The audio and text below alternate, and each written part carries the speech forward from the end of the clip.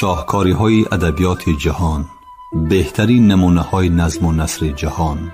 شاهکاری‌های ادبیات جهان، نیروبخش معرفت، شکوفایی شعور و پرتوافشانی فروغ فضل و حکمت در خانه دل شما. از ارمغان معنوی شاهکاری‌های ادبیات جهان بهره‌مند شوید. شاهکاری‌های ادبیات جهان از رادیوی فرهنگ. شنوندگان عزیز، گفتارمون را از سلسله خوانشی بدیعی از روی اثر نویسنده داغستانی رسول غمزاتوف داغستانی من در قرائت عبدالجلیل امان بشنوید. گفتار ششم.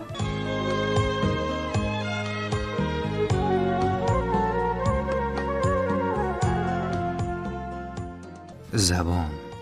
در اینجا طفل گریان است و خندان، نداند گفتنی یک حرف آسان. ولی روز زند دستان به عالم، چرا آمد که او است او خود چو آدم. کتیبی گهواره. اگر در دنیا سخن وجود نمی داشت تا امروز چنین بزرگ نمی شد. شاعر از آفرینش عالم 100 سال پیشتر تولد یافته است. شخصی که زبان را ندانسته شعر نوشتنی می شود، مانند دیوانه است که شناورده است و خود را به دریای پرتلاطم می اندازد. بعضی ها نه برای آن لب به سخن می کشایند که معینه‌شان پر از فکرهای بکر است، بلکه زبانشان می خارد. بعضی ها نه برای آن شعر می نویسند که دلشان از حسیات بزرگ لبریز است، بلکه گفتن دشوار است که برای چی آنها یک بار شعر نویسی را اختیار می کنند. آهنگ شعرهای این قبیل شاعران صدای چارمغز پوچی در سناج ریخته را به خاطر می آورد. این گونه آدمان اول به اطراف نمی نگرند که از کاروبار جهان واقف شوند. آنها به آهنگ و صدا و سرود و نواهای عالمیان گوش نمی دهند تا چی بودن زندگی را درک بکنند. آدمی را چشم و گوش و زبان بهر چیست؟ چرا آدم دو چشم و دو گوش دارد اما یک زبان؟ قبل از آن که از دهان حرف برآید، دو چشم باید ببیند، دو گوش باید بشنود. مغز گپ نیز در همین است. سخنی از دهان برآمده مانند اسب است که از پراهه باریک کوهی به همواری فراخ دامن فرآمده است. آیا سخنی را که از قعر دل بر نمی آید به جهان گوشرس کردن ممکن است؟ سخنی عمومی وجود ندارد. سخن افاده نفرت یا تبریک، شادی یا غم، رذالت یا محبت، دروغ یا حقیقت، نور یا ظلمت است. شنیدم در این کشوری پرنهیب، بشد از سخن شکل عالم غریب. چسان باشد آهنگ آن یک سخن، دعا یا قسم یا چو امر زدن. بخیزم برپا به حفظ جهان که بسیار مجروح و مظلومان.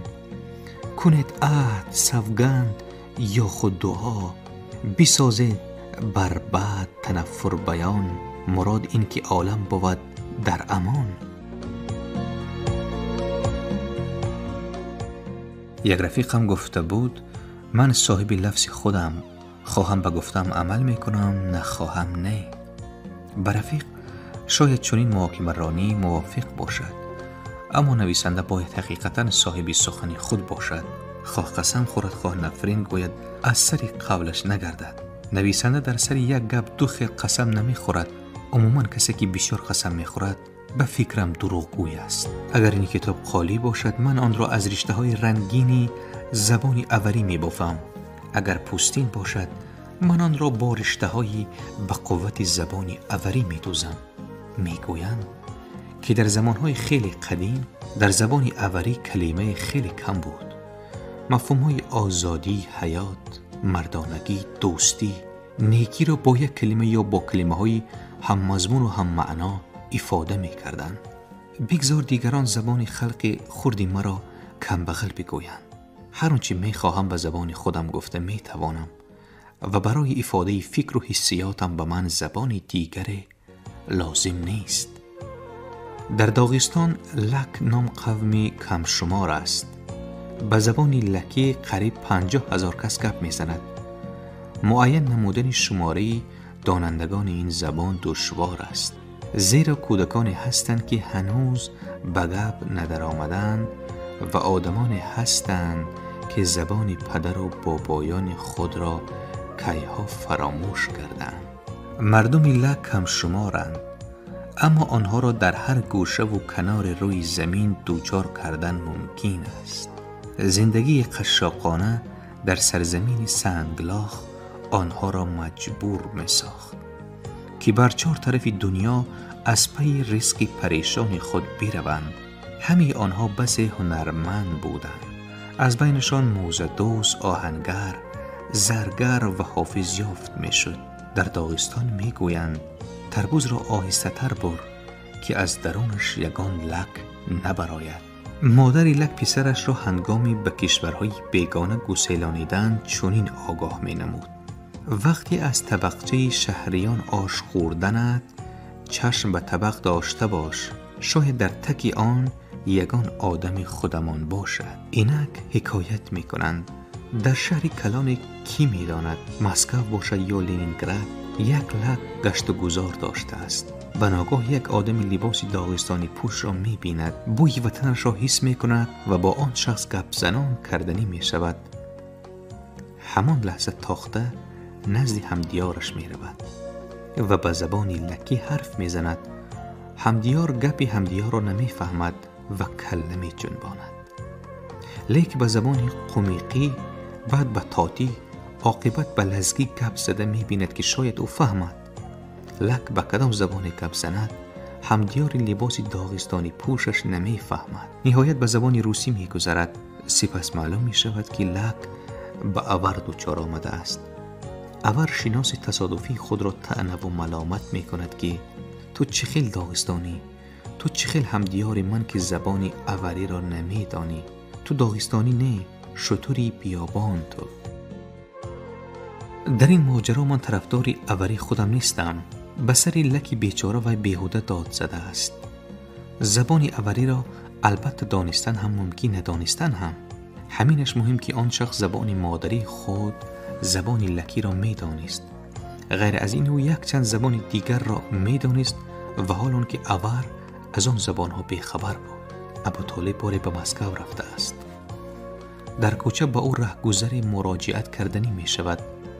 به گمانم کجا بودنی بازار را پرسیدنی می شود. همین خیل تصادف می افتد که شخصی به ابوطالب دوچار آمده انگلیس می براید. چه جای حیرت در کوچه های مسکو خارجیان بسیارند. انگلیس گپی ابوطالب را نمی فهمد و اول به انگلیسی، بعد به فرانسوی، ثانی به اسپانی، ممکن به زبان های دیگر هم باشد، سوال می کند. ابوطالب گپش را به انگلیس اول به روسی، ثانی به لکی، بعد به اوری، سپس به لزگی، بعد به درغی، نهایت به قمیقی فهمانیدنی می شود. مصاحبان عاقبت گپ یکدیگر را نفهمیده جدا شده می روند. یک داغستانی از حد زیاد مدنی که 2.5 کلمه انگلیسی را می دانست ثانی تر به ابوطالب نصیحت کرده است: دیدی مدنیت چی معنی دارد؟ اگر تو اندک زباندان می بودی با انگلیس گپ زده می توانستی. فهمیدی؟ فهمیدم، جواب داد است ابوطالب. لیکن چرا انگلیس از من داناتر حساب می یافته است و یکان زبان من می دانستگی را نمی داند؟ زبان خلقا برای من چون ستاره های آسمانند. نمی خواستم که همین ستاره ها یک شده به ستاره بزرگ تبدیل یابند. به ستاره بزرگ حاجت نیست، زیرا یک آفتاب بس است. اما بگذار ستاره ها هم نور باشند.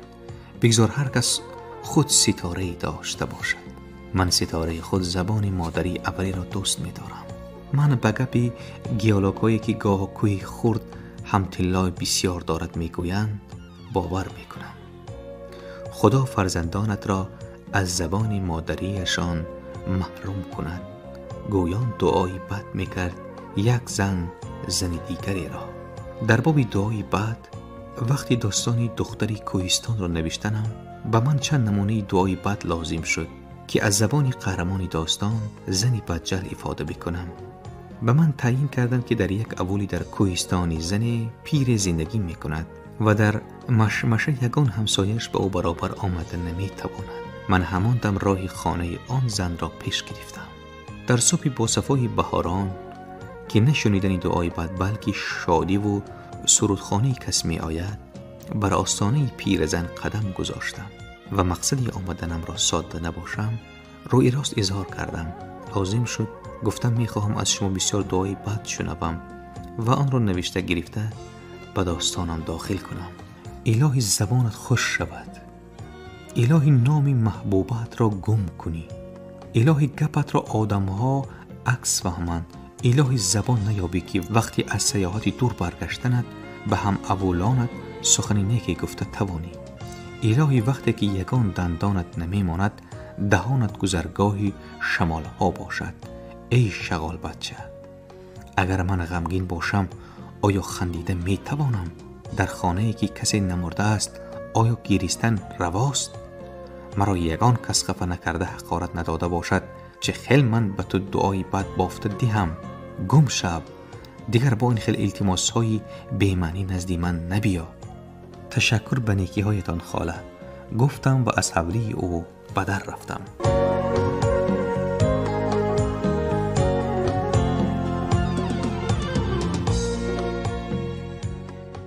در راه چنین اندیشه می کردم وای به هیچ قهر و غضب در آمدی که به سرم اینقدر باران دعای بد ریخت. اگر کسی در حقیقت قهرش را بیارد به پوستش کاه جای می کردگیست.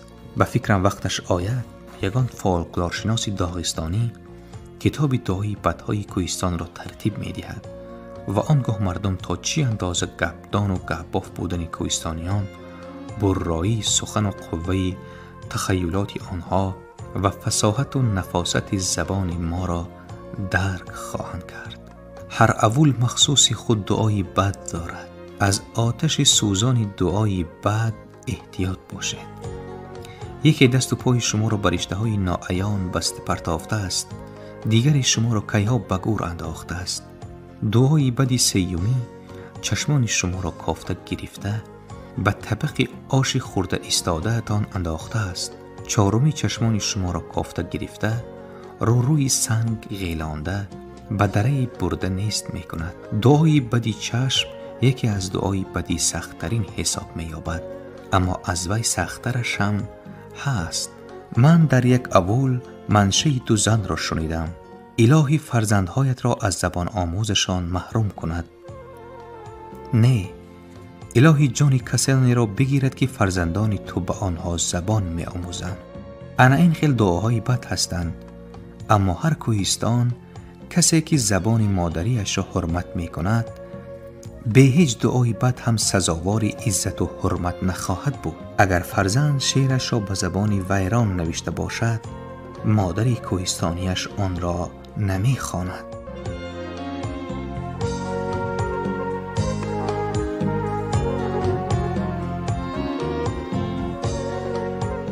از دفترچه خاطرات.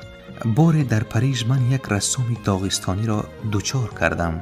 پس از انقلاب دیر نگذشته او به ایتالیا خواندنی رفته، آنجا زنی ایتالیایی گرفته به وطنش برنگشته است. این داغستانی به گیرومان کوهستان آموخته شده به وطن نوش با دشواری عادت می کند. او تمام روی زمین را چرخ می زند. در شهرهای زیبای مملکت‌های بسیار اقامت می کند. اما کجای رود غصه همراهش. خواستم من غصه او را که با رنگ‌ها عکس یافته است بینم. بنابراین خواهش نمودم که رسمای کشیده خود را نشان دهد. یک صورتش یادی وطن هم دارد. در صورت زنی ایتالیایی، همون زنی خودش که در بر لباس قدیمی اوری دارد تصویر یافته است. زن در لب چشمه به دست کوزه میسی زرابانی مشهوری گاساتلینی نشسته است. در نشیبی کوه اولی خانه هاشون سنگینی اوری با رنگ‌های حزن آور تصویر شده است. کوه ها سرخم، قله های کوه های تومن پوش، تومن اشک کوهسار، گفت رسام. هنگامی که نشیبی کوه ها را تومن می پیچاند از آرنگی جبین شاخه‌ها دانه های شفاف آب جاری می شود. این تومن منم. در صورت دیگر پرنده را دیدم که بر شاخ آلوی کوهی نشسته است. آلو در میان سنگستان رویده است. پرنده خانش دارد. کوهستانی زنی از تیریزی خانه به پرنده با چشم حسرت می نگرد. رسام دید که بر رسمش با رغبت می نگرم. چنین شعر داد: این رسم از روی افسانه قدیمی عبری. کدام افسانه؟ همون که پرنده را داشته به قفس می اندازند. پرنده در بند افتاده شب و روز وطن وطن می گوید. خودی من پری. صاحبی پرنده اندیشه می کند چه خیل باشد وطنش، کجا باشد آن. شاید وطنش یک مملکتی خرم و زیبایی باشد که آنجا درختان بهشت در شکفتن و مرغان جنت در خانه‌شان.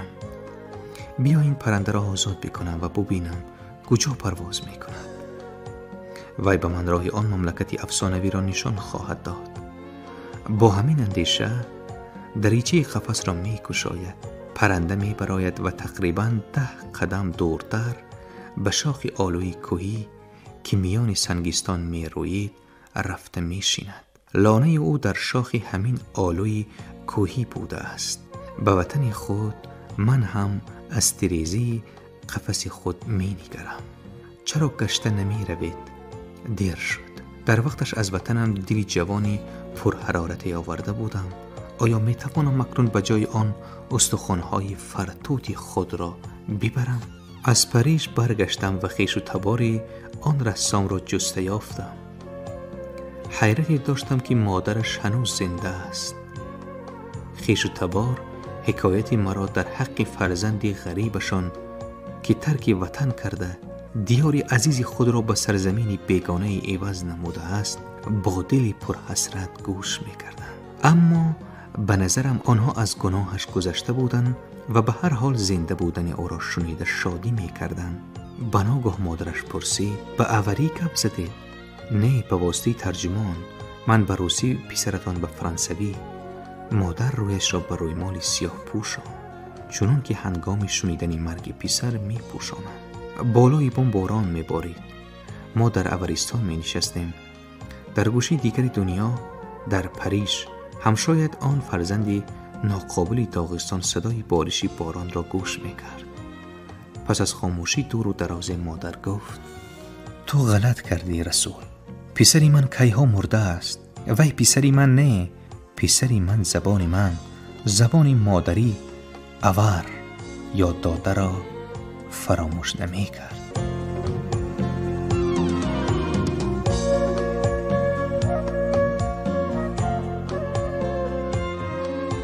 وقتایی بود که من در تئاتر آور کار میکردم. زمانی بود که ما آرایش صحنه و سر و لباسا را به دوش خود برداشته همین لاخ و پر تئاترمان را به خرها بار میکردیم، لیکن به خودی هنرپیشگان هم میماند. اول به اول میگشتیم و مردم کوهستان را به صنعت درام جلب میکردیم. همون سالی در تئاتر کار کردنم هر زمان به یادم میآید. در بعضی تماشاها به من نقشای میده چویده میرسید، اما اساساً در خانچه سوفلیار می نشستم. به من، به شاعر جوان، از همین نقشای دیده رول سوفلیاری معقول بود. به نظری من بازی هنرپیشگان، ایما و اشاره ها و حرکت هایشان در صحنه هم دویم درجه می نمود. من در جهان فقط یک چیز را از همه مهم می پنداشتم: سخن را. غیورانه کوشش می کردم که هنرمندان کلمه ها را دیگر نکنند، غلط نگویند. اگر یگان هنرمند کلمه را پرتافته رود یا ویران تلفظ کند، سرم را از خانه‌چم برآورده آن کلمه را چنان با آوازی بلند می گفتم که جمعی تماشابینان می شنیدند. آره، متن و سخن را من از همه مهم می دانستم، زیرا سخن به سر و لباس و رنگ و بار وجود داشته می تواند و معنی آن را تماشابین می فهمد. این یک واقعی خنده آور به خاطرم می آید. سپکتاکلی کوهستانیان را که درباره حیات گذشته خلق آور بود نشان می دادیم. من با سوفلیار بودم.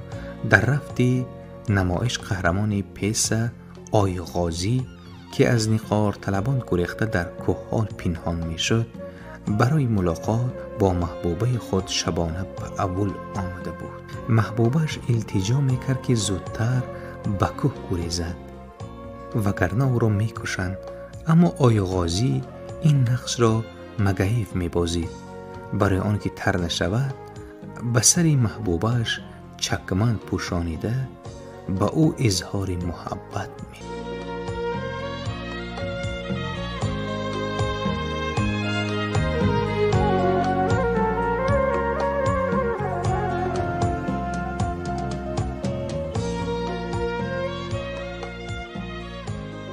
همین دم واقعی ناگهانی روی داد. ناخست به صحنه زنی مگیف دویده برآمد. سری جهل تو به زنی بیگانه اظهار محبت میکنی گویان به شوهرش در افتاد. مگیف از دست زنش گرفته او را پس صحنه برد تا گپ را فهماند. او دلپور بود که همان دم به صحنه بر میگردد و نمایش را دوام میدهد. اما زنش محکم چسبیده گرفته دیگر نماند که به صحنه برآید. محبوبه در مابین صحنه تنها ماند. در تماشا توقف بیجای شد. من در خانه‌چه خود می نشستم. البته در تنم لباس صحنه، به سر رویم گریم نبود. شین و کرته سفیدی گریبان کشاده داشتم. به گمانم در پایم شیپک بود.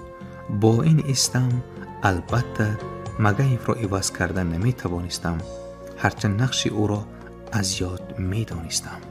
از بس که برای من سخن از همه مهم بود، از خانه چم تاخته به صحنه برآمدم و به محبوبه بیچاره همه آن سخنانی را که می بایست آی غازی مگیف می گفتم. نمیدانم تماشابینان قانع شدن یا نه. شاید درام برایشان به مسک تبدیل یافت، ولی من قناعت حاصل کردم، زیرا تماشابینان مضمون اثر را فهمیدند. یگان کلمه ناگفته نماند که این را من از همه مهم می شماریدم. یاد دارم با همان تئاتر من اولین بار به دهی مشهوری بلندگاه غنیب رفته بودم. معلوم که شاعر به شاعر یکدیگر را نشناسد هم مهمان است. در غنیب شاعر زندگانی میکرد که درباره شنیده اما خودش را پیش از این ندیده بودم. به خانه آن شاعر مهمان شدم و همین روزهای مسافرتمان آنجا ماندم. میزبانان مهمان نواز مرا چنان پذیرایی کردند که من حتی در خجالت مانده دست و پا میخوردم. خصوصا نوازشکاری های مادری شاعر در خاطرم نقش بسته است. وقتی از ده رفتنم برای اظهار منتداری سخن نیافتم. هنگامی با مادری شاعر ودا کردن در خانه کسی نبود. میدانستم که مادر در حق پسرش سخن نیکی شنود برایش از این خرسندی زیاد نیست. هرچند ناچیز بودن استعداد شاعری غنیبی را میدانستم، ناعلاج به تعریفش دهان گشادم. به مادر گفتم که پسرش شاعری خیلی پیش قدم همیشه در موضوعهای زمانوی شعر میگوید. ممکن پیش قدم هم باشد. با حسرت گپم را برید مادر، لیکن استعداد ندارد. ممکن شعرهایش زمانوی هم باشند، لیکن من خوانده دلگیر میشوم. این کار عجیب را بین. رسول وقتی که نو زبان می برآورد و گپهایش را فهمیدن دشوار بود، من از شادی به کرتم نمی گنجیدم. اکنون که نه فقط گپ زدن بلکه شعر نوشتن را یاد گرفته است، من دلگیر می شوم. می گویند که عقل زن در بری دامنش، تا دمی که در جایش می نشیند عقل همراهش، همین که برخاست عقل از دامنش خیلیده به زمین می افتد. پسری من هم همین خیل وقتی که سری دسترخوان نشسته سخن می راند، گپهایش درستم. خیالم گوش کرده شینم. همین که از سری دسترخوان خیست تا سری میزی کاری رسیدنش، همین سخنهای عادی خود را گم می کند. فقط کلمه های تمتطراق به آب و رنگ دلگیر می مانند. این قصه به یادم می آید و به خدا التجا می کنم که مرا از زبانم محروم نکند. می خواهم آنچنان نویسم که شعرهایم همین کتابم، هر آنچه از زیر کلمه می براید، هم به مادر، هم به خواهر، به هر کوهستانی، به هر انسانی که کتابم به دستش می افتد، فهما و معقول باشند. من نمی خواهم آدمان را دلگیر کنم. می خواهم برایشان شادی و خرسندی بیارم. اگر زبانم ویران شود، طمطراق نافهما دلگیر کننده باشد. خلاصه اگر زبانم را ویران بکنم، در زندگی به من از این روزی سخت‌تر نخواهد شد. بعضا مردهای اولمان در نزد مسجد برای مصلحت جمع می شدند و من به آنها شعرهای پدرم را می خواندم. من بچه خرد بودم، لیکن شعر را با شوق زیاد، حتی از حد زیاد، با آوازی بلند، بعضی کلمه و صداهای به خودم معقول را مخصوص جدا کرده می خواندم. مثلا شعر نوی پدرم گرگ را دنباله گرفتن در صده را خوانده، صدای سه را در کلمه های بسع و سعده دندانهایم را زیج کرده تلفظ می نمودم. با وجود این دندانهایم لرزیده به هم می خوردن و شرقاص می کردن. گمان داشتم که این آوازها را همین طرز سخت و به شدت تلفظ بکنم، تأثیرشان زیادتر می شود. پدرم هر دفعه تلفظم را اصلاح کرده می گفت مگر سخن چارمغز است که آن را به دندان می شکنی، یا سخن سر است که آن را خاونی سنگین انداخته کوبند، یا سخن زمینی سنگلاخ است که زور زده آماج را پخش کرده رانند. کلمه ها را آزاد زور نزده تلفظ بکن که دندانهایت شقراس نزنند. من از سری نو می خواندم، با سمان خیل می برآمد. این دم مادرم در لبی بام می ایستاد. پدرم به مادرم گفت اقلاً تو به این یاد ده. مادرم کلمه های برایم دشوار را عیناً موافقی خواستی پدرم تلفظ می نمود. شنیدی کنی اکن تو گوی؟ تلفظی من باز درست نبرآمد. توف قهری پدرم آمد. یک جلتورینی را برای کلمه ها ویران کردنش من با جاروب زده بودم. اکنون پسری خودم را چیکار کنم؟